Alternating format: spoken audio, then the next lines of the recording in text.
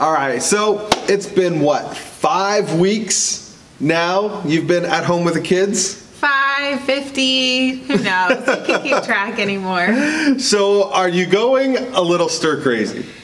Well, you know, I love the idea of being home and being with them and having more family time. And so at the beginning, I was kind of excited for something new and, you know, just to have those extra hours with them. But the first couple of weeks were a little rough. You know, it's kind of funny. I was talking to a friend of mine, and she was saying their kids have just run out of things to do. But we're kind of the opposite, because in the beginning, we kind of let our kids binge watch TV and gave them lots of screen time. And then finally said, all right, this is enough. Too much. We've got to do more. So we just started, or I just came up with this new thing for them called a block schedule. And I saw somebody else had mentioned it, and I thought, you know, let me check into this. And so far it's been working pretty well. That's good. So yeah, so you know, they have their day scheduled out into blocks of time. So there's morning breakfast, and there's like, I think I call it breakfast, getting ready, and then they have their morning where they do a chore, they get their schoolwork done, do lunch, and then afternoon they have some other activities to do. And so that kind of has given a little bit more order to our day. And we've incorporated some chores into those blocks. Yeah, so my 9-year-old has been begging me. She's always wanted to do the thing where you rate the chores on the popsicle sticks and put them in like a mason jar with rice. I didn't know she wanted to do that. Oh, she's been like begging me to do those. And I'm like, who has time to go get popsicle sticks? But now apparently I do. So I went, and so now they pull out a chore, and whatever chore they pick out, that's the chore they have to do. And it's working okay.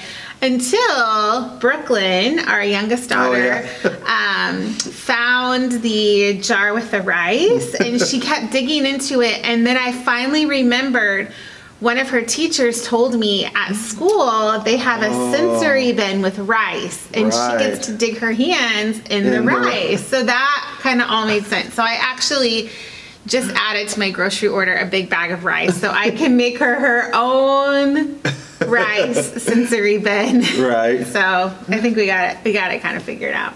Yeah. Everyone's just adjusting, you know, in the middle of this pandemic and being at home, quarantined, and just adjusting. Like you said, you know, some people started out really strict and had a rigid schedule, and they're loosening up now. You know, I think we were on the other end where, and I don't know if we just didn't think it was going to be this long, or I think what. I just didn't have the mental capacity at the beginning to try to figure something new out, because I'm still working. I'm just working from home, and so it was easier to just kind of let the kids do whatever they wanted to keep them occupied. But what about you? How are you doing with managing your time? And I'm doing well, I think. I mean, it's just, I think you've noticed this, I'm a little more irritable, I think. Just, and you know, I pretty much have the same schedule. I mean, obviously I don't go out. I'm, you know, working the same amount of hours, and, you know, no one's here at the church, you know, except for Pastor Jared. And so, you know, I still come into the church every day, and actually, you know, with all these filming, these shows, you know, actually probably more hours, but it's just something about knowing I can't go to the mall. I can't go to my favorite restaurant. I can't, and just knowing it's just getting to me and just on edge. But if you remember the first couple weeks, you did kind of like, you really changed your routine. You weren't getting up as early. You were sleeping in more. I think you were watching more television and kind of like and then we were like, okay, enough is enough, and now you're back to getting up early and being more and it feels so much better. It does feel better. You know, and talking about this pandemic and this quarantine and everything that's going on in the world, we're going to move into a segment that we're calling Culture Today.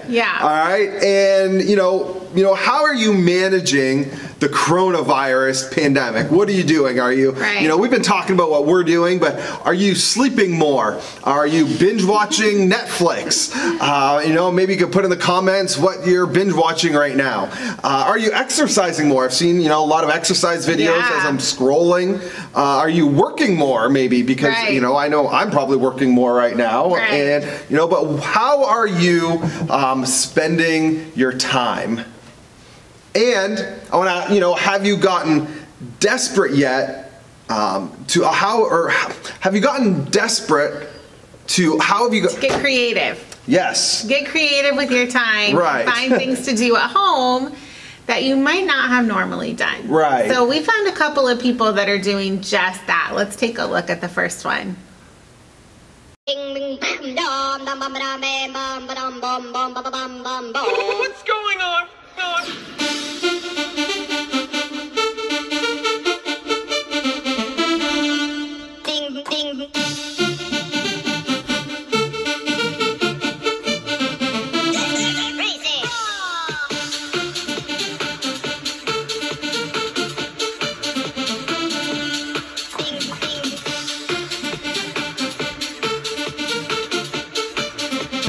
Wow, so that takes some talent, and that was good.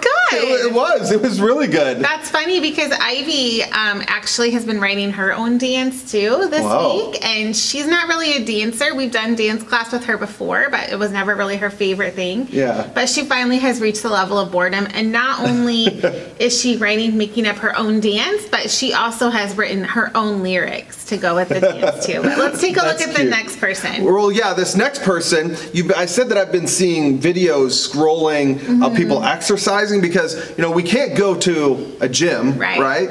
Well, this guy came up with a new way to exercise. Let's take a look.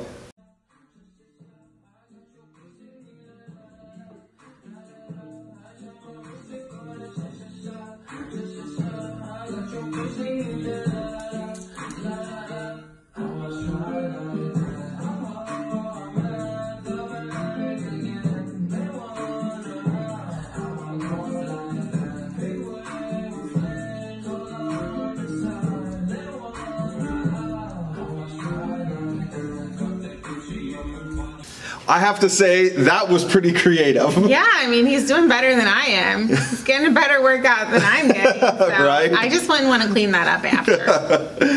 I mean, it's crazy. I mean, what people are coming up with right now and just posting themselves online. So we want to ask you, what are you doing to pass the time?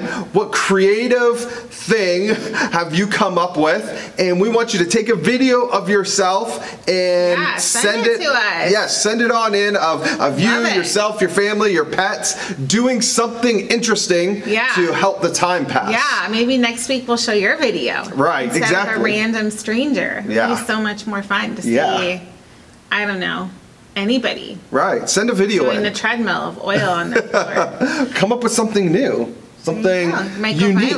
There you go. You always have the chance to go viral, and it'll happen right here on the MVC network. That's right. So, there's a lot of stories of people trying to pass the time during this pandemic and coming up with crazy videos and things, but there's also another side to this, right? It's people that are finding ways to support one another, to do something good, to impact our world in a good way, and to show a little kindness along the way. And I love the story of recently somebody who is near and dear to our hearts, Mark Bolos Jr. You guys know probably Mark Bolos, who is our phenomenal worship leader, and his son, along with their business Big Apple Music, just donated a whole bunch of face masks to our medical community. So that was so great to see. Yeah, that's awesome. Yeah, we're so proud of you guys for impacting our community in such a great way. And we actually are going to be hearing another story in just a moment of another couple who is really impacting their world by giving out some free meals. I know, and then speaking of these, heartfelt stories, we're going to have our very first guests on the show. Yeah. Right? And they have a great story. Yeah. And so... let's do it. Let's do it. I love hearing and talking about all of those stories, but right now we are going to introduce our very first guest on Riding Shotgun, and I had the pleasure of meeting them almost, or maybe right around 17 years ago. And man, has it been that long already? It's been that long. and they've been a really important part of my life, but an even more important part of your life. So, honey, why don't you tell everybody who we have with us today? All right, so our first guest on the Riding Shotgun Show is a pretty special couple to me, and I want you to welcome my parents, Dave and Jean Melnick. Yay! How are you guys doing? Hello. Good. Good. You guys so happy look to be so here. Good. Yeah, you look so good, and you look so tan. And you're wearing tank tops and short sleeves, and we are still bundled up in jackets and sweaters. So why don't you tell us where you are at right now? Right now we're at our home in the Dominican Republic on the north coast in a town called Sosua. Today the temperature was like 94 outside, so it's getting very hot here. 94. I'm proud of you for telling us the temperature in Fahrenheit instead of Celsius, because for those of you that don't know, my Canadian family over here, they're all about Celsius. And so when I first moved to Canada, I was constantly doing calculations in my head, to figure out what the weather was going to be. So why don't you tell us how long you've been in the Dominican? That would be a Jean question. We have been in the Dominican 3.5 years. Well, September will be 4 years. Wow, 4 years already. Yeah. Man, it just seems like last year it almost like you guys went. So I would say I'm trying to categorize your position, and would it be fair to say that you run a nonprofit organization called Samaritan Foundation? Yes, we do. I'm the president of what they call Samaritan Foundation Canada. Okay. I have a board of 6 that I answer to in Canada, but on the ground here, we're in charge. Cool. Now, Mom, she's the mission director for all the other activities that go on as related to teams. We have many churches and groups that come here to build homes with us. Right. Well, that was actually my next question is, why don't you tell us about the Samaritan Foundation and what you guys do? The Samaritan Foundation is a building nonprofit. So we build buildings. We build churches and schools and community centers and homes. And so that's our mandate. But on the side, we feed the hungry and help look after them spiritually and teach them about Jesus. But our mandate is building. Wow, that's a lot of work for the two of you. Yes. So how do these buildings... Go ahead. I was just going to say, we're currently building a hospital.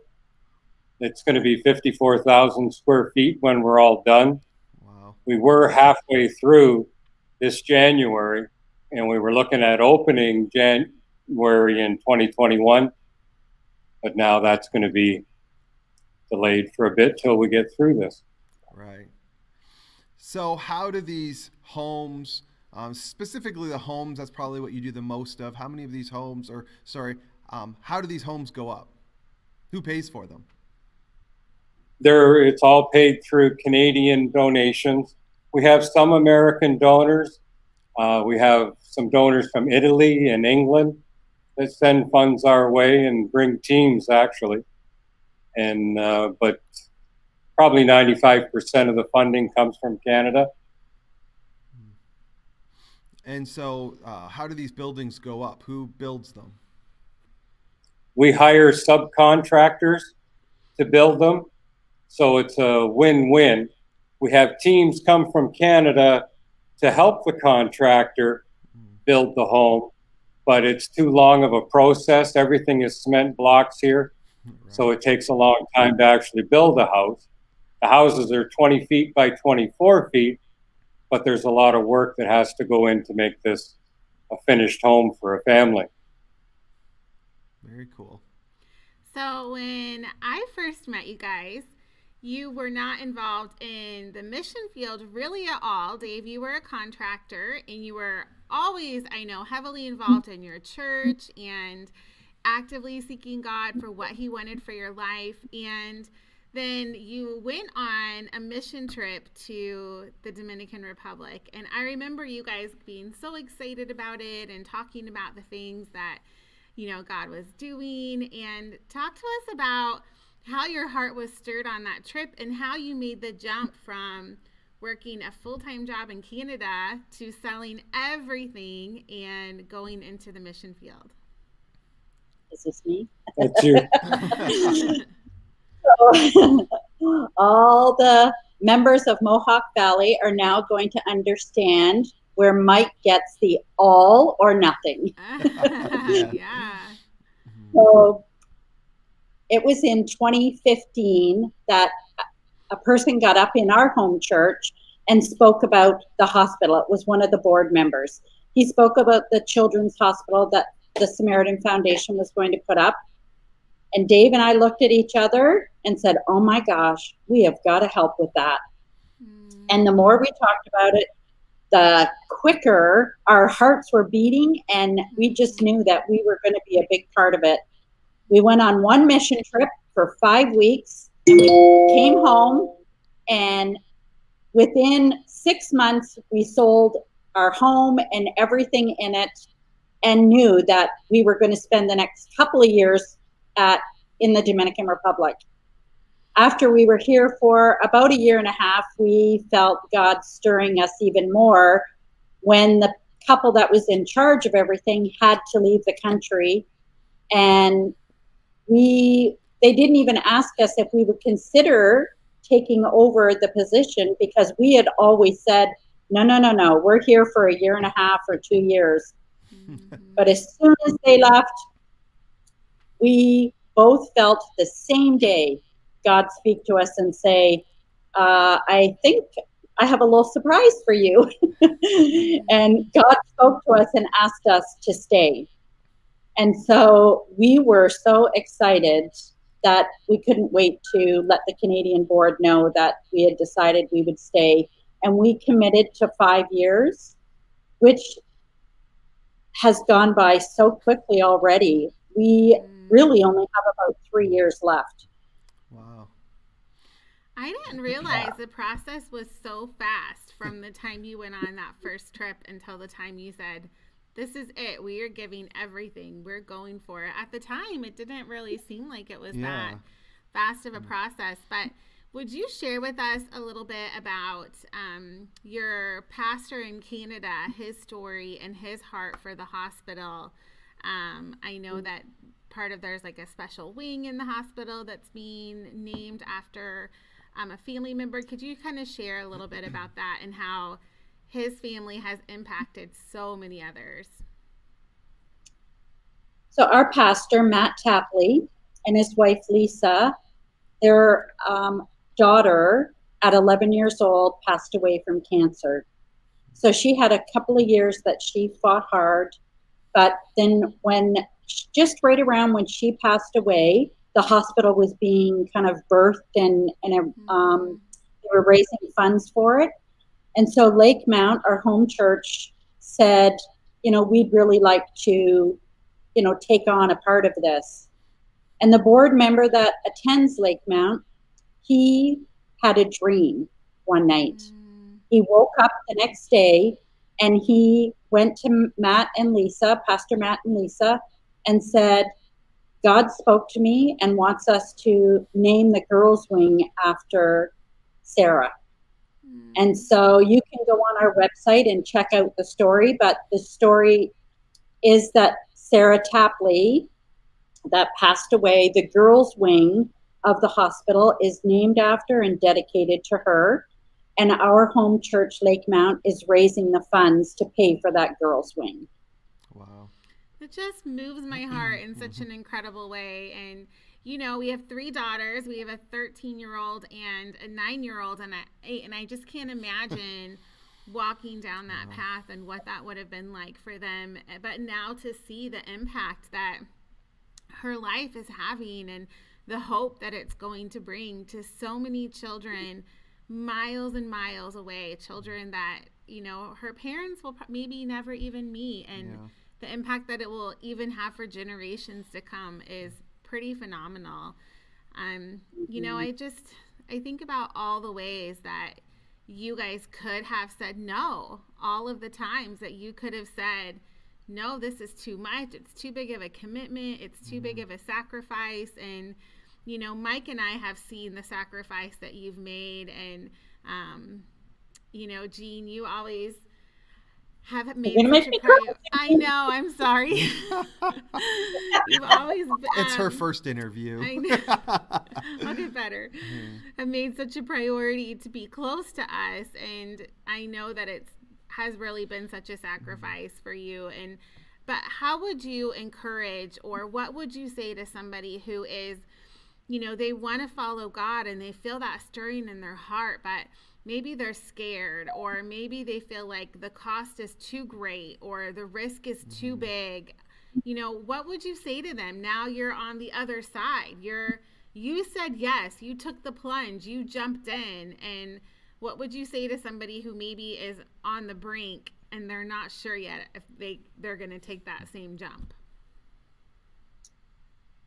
It's kind of funny because over the years, I felt for years and years, I wanted God to use me in some great way, like a lot of us feel like that, right? Yeah. And in the back of my mind, it was like, oh, but don't ask me to do that, or don't ask me to do this. You want it in a little box of your perfect little, thoughts and process of what you feel and how you would like to see God use you. And so when God asked us to do this, it was incredible how full we felt of him, and how we didn't even question or think that we should say no. Wow. And it, when you feel like that, when you feel God prompting you and you love into it and you trust God's word that you've read for many years maybe, and know that if you've really heard from God and he wants you to do something, there's no point running, because God wants you to do it, and it's going to be the best plan ever. Yeah. And so it can be kind of a love-hate relationship, like you said, we miss our family terribly, especially right now when it's going to be a long time before we get to come back and visit. Right. But, it just, the reward in our hearts is so, you just can't, it's overwhelming, the reward we feel in our hearts from God. How many homes have you built since you've been there? And can you tell us a story of a family who has received a home and how it's impacted them? Total, since we've been here with us being involved, probably around 160 to 200 homes. Wow. The foundation's been in existence now for 33 years. And over this time, they've built 1,847 homes. Wow. And the last little while, for the last 5 years, we've been trying to do 100 homes a year. And it's been going along quite well. It's quite busy when we're up and running, that's for sure. Wow. And so, oh, sorry, go ahead. Well, just thinking about a family and how it may affect, a family. Once a family receives a home, there's a process they have to go through, an application they have to be approved. And once a family does receive a home, they never have to pay rent again. And so if you can imagine, you sit back and think, some people that you may know that are single moms or a single dad, or, a family that struggled and struggled and struggled their whole life and live in a, bad situation. And all of a sudden they're given a home that will always be theirs. and that they don't have to ever pay for again. You almost can't explain seeing that. And I hope and pray that each person watching this gets to see God in action the way we have in the last few years, and see women, when they're told they're going to get a house, jump up and down and scream, thank you, God. And you're just like blown away by their reactions sometimes. And so to find one instance of somebody's reaction or how it's impacted them, it's almost impossible when there's been so many. For the people that are watching, our friends that are watching with us today, how can they get involved? Is there a way they can contribute financially, with prayer? What are your greatest needs right now? Well, right now we're running a feeding program, because I don't know if any of you have had the privilege of going to a third world country, maybe into an all-inclusive resort, but you get to know the people that work there. Well, they live day by day. They go and earn the money for today. They buy their food for today, and their survival is day by day. Wow. And so every resort is closed. Almost every business is closed. The only thing in this country that is open is grocery stores, gas stations, and a few restaurants that you can go to. But honestly, I think it's more closed down here than where you are. Wow. And so the poor people that live day by day have nothing. And so people are literally starving. And so we started a feeding program. Our first couple of days when the COVID hit here and they did the lockdown, we thought, okay, let's go home. We bought 2 weeks worth of groceries and thought, that's it. We're going to be stuck in the house. But then God said to us, excuse me, you guys are missionaries. We need you out there. I need you out there. Yeah. And so we birthed a plan in our hearts to feed people. And so right now that is the biggest need. We are, so far we have fed since the end of March, 5,310 families. Wow. We have given 63,720 pounds of food. Oh my goodness. And so the sad thing is, those numbers are very exciting, but the sad thing is the people we fed last week need food again this week. Right. And so it just, and every week we hear of more people that have never received anything and that they're living off of what they can scrounge and find. And so it's, it's almost overwhelming to see so many people in need. But I'll tell you, we've been overwhelmed with the goodness of God and his provision.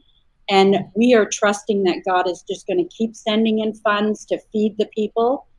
And we're going to, so right now that is the biggest thing we're doing right now is trusting God to bring money in for food. So if somebody watching wants to donate to the Samaritan Foundation, how do they do that? Well, with shooting from the hip, the best way would be to send it to Mohawk Valley Church at this moment. Okay.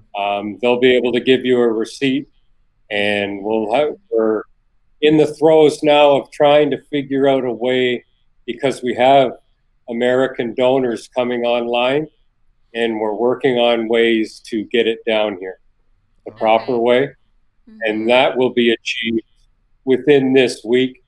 We've got a lot of really smart people back in Canada working on it, but it's the same thing. I can't accept an American. I can't tax receipt an American, and you can't tax receipt me when I'm in your church. Right. It's the same thing. There's ways to get past that. But we're working on it.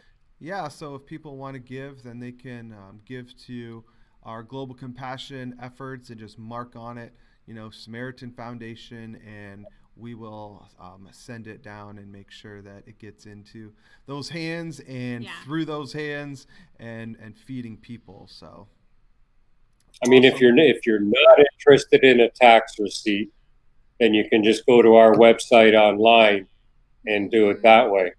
But we always like to be good stewards of our money, and tax receipts to me make a lot of sense. Yeah. Yeah. We would love to see. We would love for people to join our look at our Facebook page and our what's that other one? Instagram page. Yeah. And I've been posting about feedings, and so lots of pictures, and we have a team of 5 people that go out and deliver all the food bags, and it's just phenomenal to see. Yeah, and we'll put the link in the comments there for people so they can jump on over to your page and check it out. So. And how much is it to feed a family, Gene, and how many meals does that provide for them? In American, $10 American would feed a family for 3 to 4 days. That's awesome. That would be a family of 4 to 5 people. Wow. It's all rice and beans. Mm-hmm. So it's at a low cost. These people are trying to get through day to day. Mm-hmm. There's other organizations doing different things, but we've chose to stick to the basics that'll get them through this. Yeah. Yeah. That's awesome. Man, this was great for our first interview on riding shotgun. And so thanks so much for joining us, and enjoy that 90-degree weather. Can you enjoy 90-degree weather? I don't know. I could. Well, maybe right now outside it's just brutal. Yeah. All right. We love you guys. Thanks for being on. Bye. Love you too. Thanks for having us. Yes, thank you so much. All right. Bye. Isn't it amazing what God does when we're available? I'm so proud of them. Yeah. It really is just so awesome. And so amazing to have that heritage and that family that are just setting a great example for us and for our kids and for everyone that's watching. Yeah. All right. I don't know where to go from here, so we'll stop recording. Welcome to Road Trip Trivia. Last week, we asked you the question, where in New Orleans, what is the name of the famous cafe in New Orleans that's known for their beignets? And the answer is Café du Monde, which is French for Cafe of the World. Did you know that? I didn't know that. And how many years of French did you take? 9. Yeah, so my Canadian husband, who grew up in Canada and was required by law to take 9 years of French. You didn't know that? No, I can't speak a lick of French. So today we're bringing you a brand new trivia question, but before we get to that, I want to share with you a game that our family plays when we're on road trips. Right. And our kids made this game up. I think they may have gotten it from a friend who made it up, right? When we lived in Illinois, one of their good friends would play this game, and so we adopted it in our family. We didn't have much of a choice. No, they love it, and the rules are not complicated. No. So I would love to know if you guys try this out with your family. It's so funny. That's why we're laughing to even talk about. So the name of the game is called Beep Beep American Flag.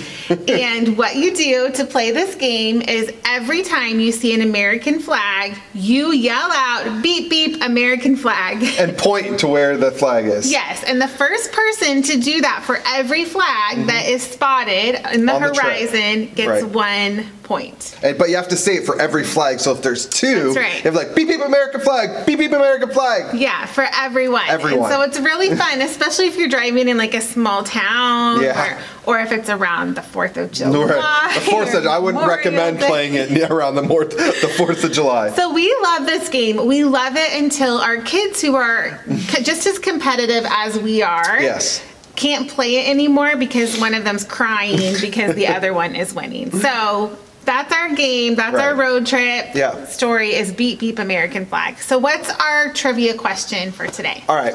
So the trivia question is, where is the largest flying American flag located? Okay. All right. Where is the largest? So, city-state. Right. We want city-state, but it has to be flying, okay? All right. Where is it located? Okay. And I will give you a hint that this particular flag can be seen 30 miles away. Isn't that crazy? That's really 30 miles. Like that's a long way. Flag. That's huge. That's definitely a Beep Beep American Flag, right? Yeah, that might count as 2, that one. Maybe. So let us know. The way you can answer is by texting your answer to 315-506-4506, which reminds me, last week we were giving out this phone number and you were positive, like 100% for certain that the number was different. So... Well, it's just hard because I'm usually right, so I just assumed that I was right. But were you right? No. No. Who was right? You were right. You were right. This is the best part of my day. So if you know the answer, go ahead and text us to that phone number, that text number, and we are going to send a prize your way. I loved chatting with your mom and dad all the way from the Dominican Republic and just hearing about their obedience to God. And it's fun to be able to watch their journey and really to see how they're impacting so many people and creating a legacy too of who they are and the impact they're having on others. And it reminds me of the story of the parable of the talents. Right. And I thought maybe we could talk about that a little bit. So will you tell us the story of what happens? Yeah. So the parable, and depending on the version of the Bible that you read from, it can be called a parable of investment, parable of bags of gold, parable of talents. So just depending on the version of it you read. And I really love the Message version. And so that's what I'm going to. The Message version puts it in the most day-to-day language that we would be used to speaking. Right. And there's just a couple, scriptures and the way that they word it, it just, bam, I love it. So there's this parable and it's found in Matthew chapter 25. And this master, he's going on a trip. Okay. And so he calls in his servants and there's 3 of them. So the first servant, he says, he gives $5,000 to, all right? Then the second one, he gives $2,000 to. And then the third one, he gives $1,000 to. So why is it called the parable of the talents if it's talking about dollars? Can you explain that? Well, it's talking about what God gives us. Right. And being faithful with what he gives us. So it's not maybe necessarily just about dollars, although a talent was a coin. It was a form of money in this passage of scripture that we're reading, but there's a bigger analogy, a bigger takeaway from it that we can use besides just money. So he gives each of these people an allocated amount of money. And what happens after that? Right. So this master, he goes away on his trip. Okay, he comes back. It doesn't say after how long. It's not real clear. It doesn't give a specific amount of time, but just that he comes back. And so he, wants to see, hey, what did you do with my money? He wasn't giving it away, but what he was doing was having them look after it. And so the first guy who he gave $5,000 to look after, he goes, sees him, says, hey, what'd you do with my money? How'd it go? And he said, you know what? I doubled your money. I wish I could give someone $5,000 and double my money. That's a pretty good investment right there. Yeah. So the second guy, the master goes to see the second servant and, he gave him $2,000. Same thing. He doubled his money. 2,000, boom, 4,000, doubles it. So he didn't make as much money as the first guy did, but still the same percentage of return. Right. Yeah. And then the third guy, though, he goes to see him. Remember, he got $1,000, and he goes to see him, and the servant, he starts kind of, and I don't know if he, the Bible again, it's not clear if he heard the other guys or if it was a separate conversation, but he says to his master, he goes, well, I know how high standards you have. He's defending his action before he even... And I think I've done that before. I kind of makes me think of maybe coming home and like spending more money than I should have, and I'll right away be like, this was on sale. We really needed this. The kids have outgrown their shoes. Just so you know. Yeah, it's kind of like you're watering the ground, like preparing for what you did. And the guy said, the servant says to his master, hey, I know you really don't like people being careless. Right. All right. You demand the best. And like you said, he's giving all these excuses already. He's like, hey, I was afraid that I was going to disappoint you. This is what he said. The servant says, so what I did with that $1,000 was I hid your money. Right. So he didn't spend it. Right. No. He didn't squander it. He didn't, treat it like his own money. He didn't gamble it. Right. It could have been worse, it seems like. Right. But the master's reaction is not too right. I mean, not very happy. And the servant says to him, he says, you know what? I got it. Don't worry. Okay. Yeah. He says it's safe and sound right down to the last cent. I've got it all. Right. And the owner, the master, he's furious. Yeah. I mean, he is furious. And I'm just going to give you a couple of quotes of what he says. Okay. And again, this is from the Message version. He says, first, that's a terrible way to live. And we have to remember. No question about his true feelings. Right? We have to remember, this is Jesus. Right. Okay? This is Jesus telling the story. Yeah. This is a parable. And this is coming from Jesus. Can you imagine? That's a terrible way to live. Then he goes, he says, it just doesn't stop there. He goes, it's actually criminal to live cautiously like that. Wow. Criminal. It's criminal to live that cautious, that safe. Then he says, you could have at least invested it. He says, you actually did less than least.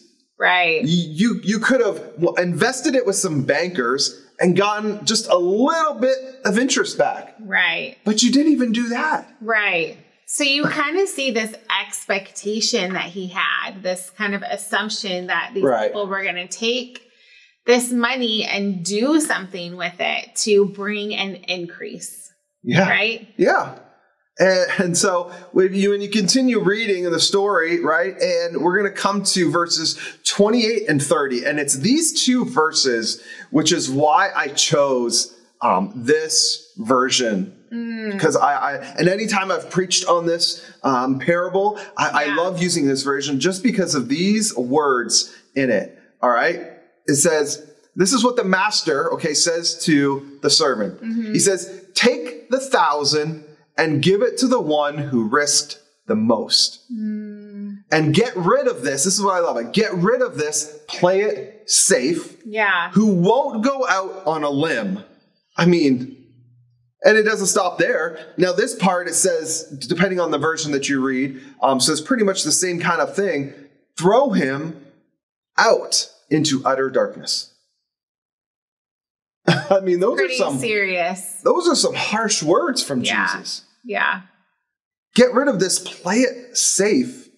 Who won't go out on a limb. Yeah. So we really see this picture that God is painting for us. And I love the stories that Jesus told to make these illustrations so clear and to make sense to us. And we're very story driven people. If you notice, anytime you hear somebody start a story, you listen in, you lean in a little bit more. It really captivates us. Yeah. And so he's telling us this story of basically kind of setting this expectation that we're going to allow our lives to be used by God to bring an increase and to bring an increase in the kingdom of God. Yeah.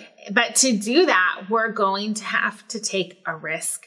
Yeah. And man, is that so easy to talk about and so hard to do. And I loved hearing from your parents and listening to them talk about the risks that they took. And you know, it is an emotional thing when you take your life, and you can see even some of the emotions involved because, you know, there are sacrifices that you have to make. There are things that you have to give up. But on the other hand, there's such a joy and there's such a feeling of purpose.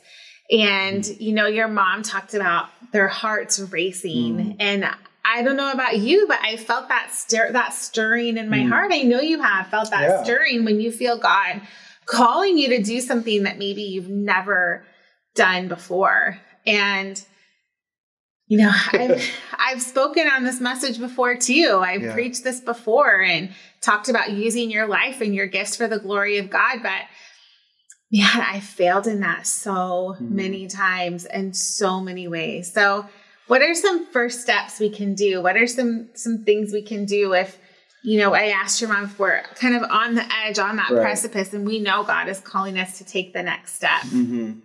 I mean, it always comes down to trust. Yeah.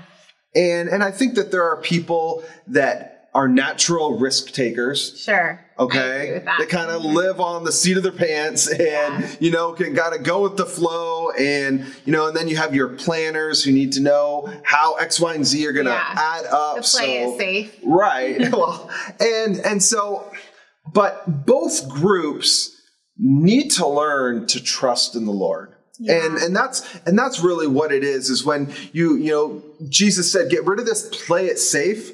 And to be able to get rid of the play it safe attitude, you really need to trust him completely. Because if you don't trust him completely, at some point in your life, he's going to ask you to do something that doesn't add up, that you cannot make it work on paper. Okay. The numbers won't add up. The logic won't make sense. And you're going to have to trust him like you've never trusted him before. You know, the other thing that has helped me is to put people in my ear that know how to trust God too, and that will encourage me to take those steps. And in fact, just this past week, I had to kind of step out of my comfort zone a little bit. You know, we've started this other show called The Pink Seat, which is a show just for women. And something I've been wanting to do for such a long time. And even just creating the Facebook group for it. What I called you, what did I say to you?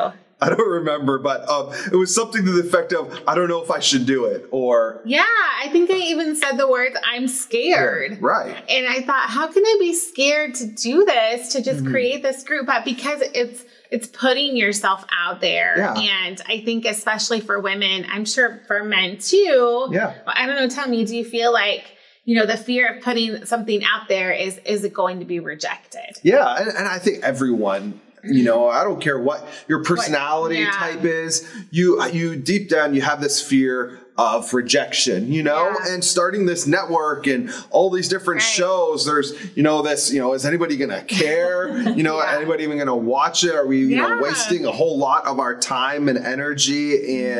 And so it's just, you know, this idea of people rejecting you, and no one wants to be, be rejected. Right.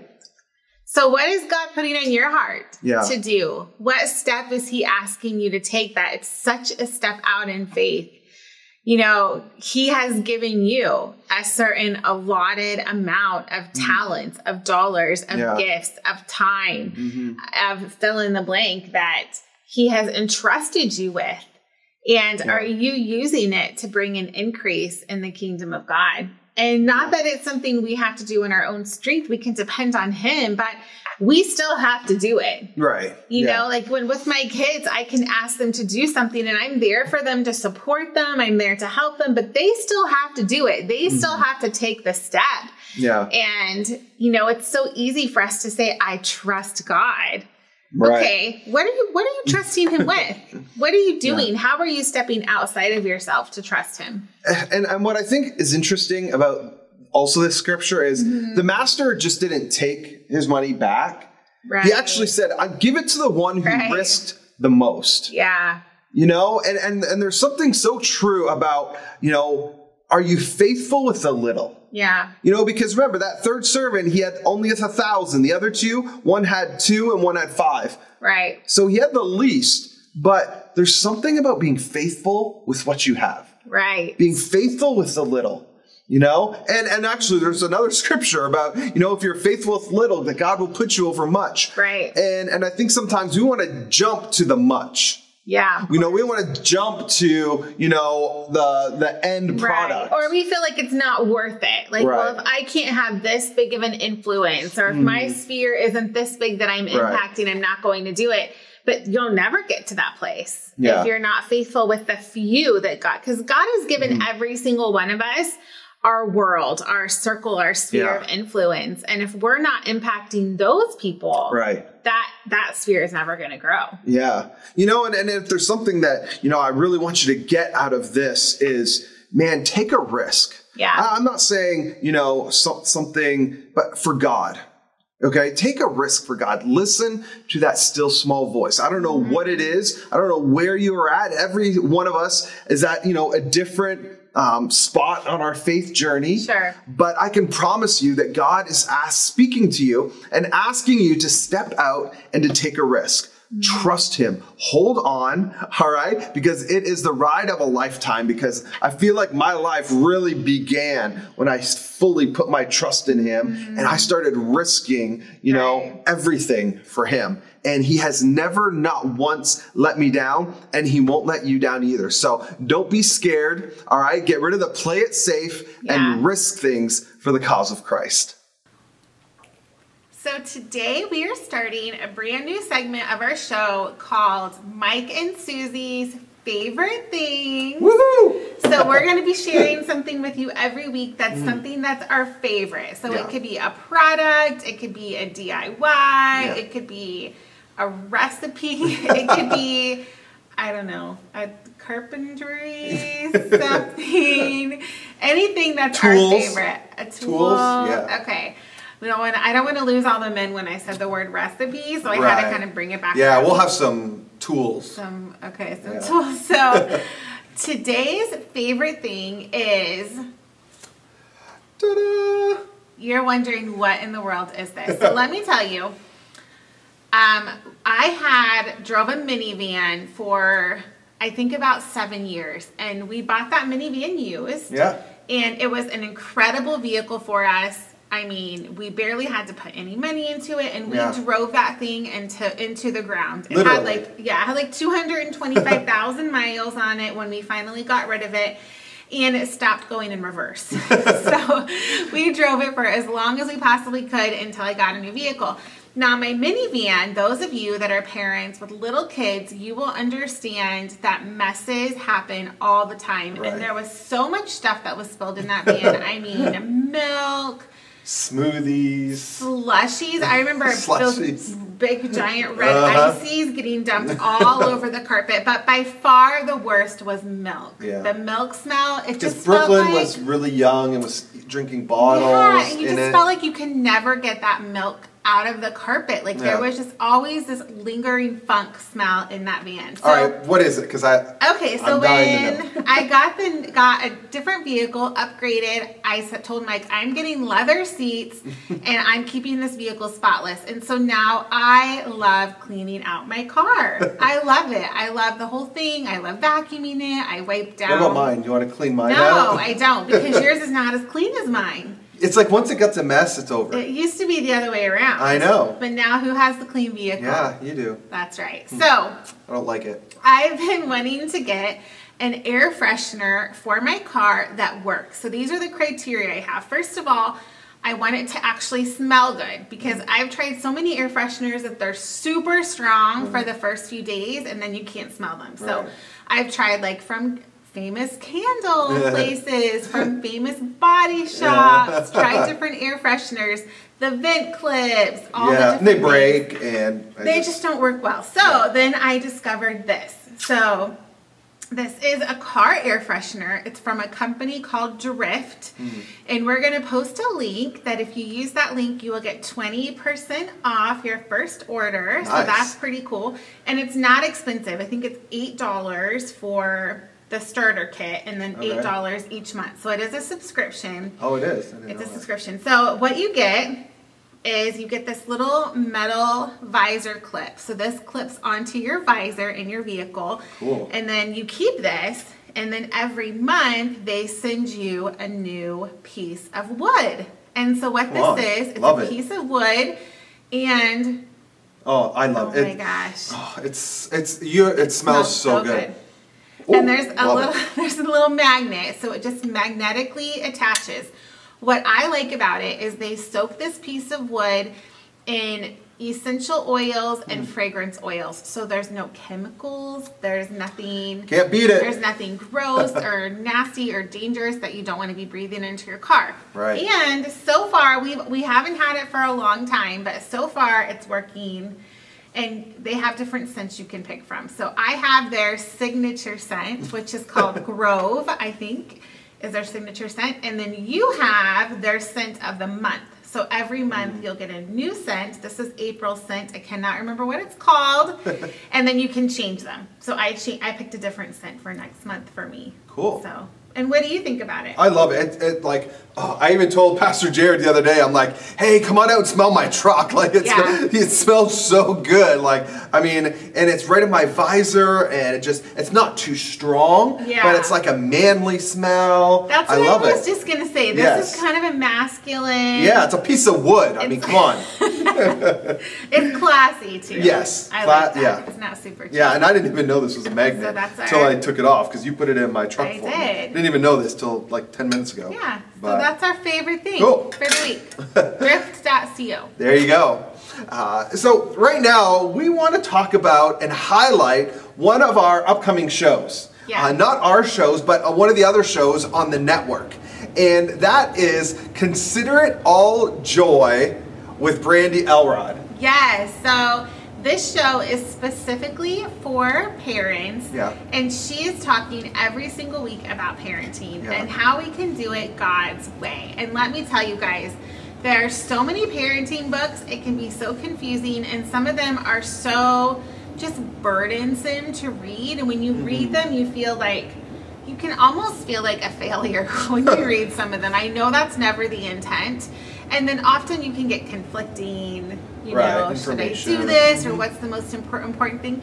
So Brandy does a phenomenal job. She has 3 kids of her own in different stages of life, so she's been through a number of different stages.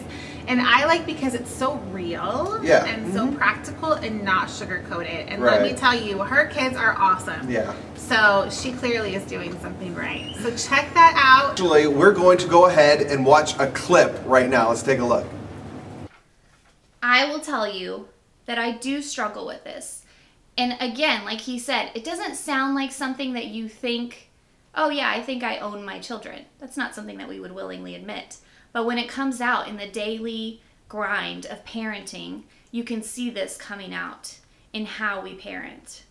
And it's so hard for us not to take it personally when our kids are not obeying or not, you know, they're making these mistakes and failures that we then take on ourselves.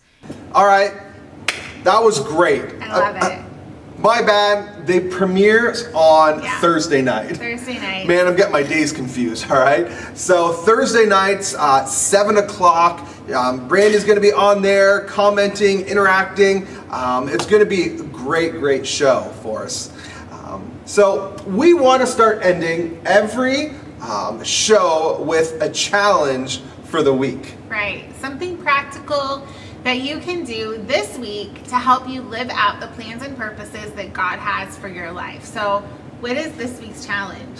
Well, and I kind of challenged it a little bit when we were talking about our Bible study and kind of walking through the, you know. It smells so good. I know, it's just sitting here, it's like. I know. Whew. You wish to put in your office. Come on. Life-changing moment right there. Well, we were talking Matthew chapter 25, and that's really how I want to end, is I want to challenge you to take a risk. Do something outside of your comfort zone, okay? Take a risk for the cause of Christ. Put your trust, put your faith in Him. I promise you, you won't regret it. All right, that's all that we have for Riding Shotgun this week. Have a great week.